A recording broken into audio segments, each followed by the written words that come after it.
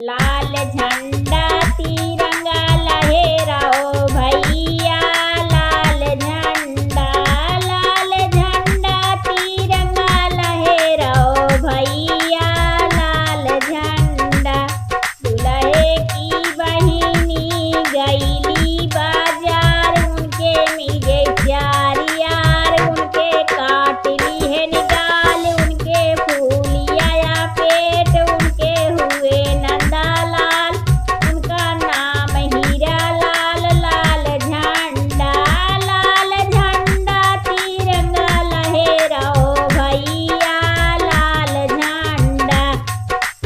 झंडा तिरंगा लहराओ भैया, लाल झंडा।